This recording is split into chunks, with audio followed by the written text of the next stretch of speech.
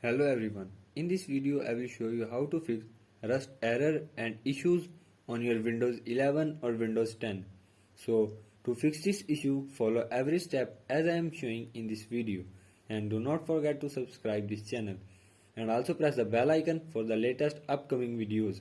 Hope so this will fix your problem and help you a lot.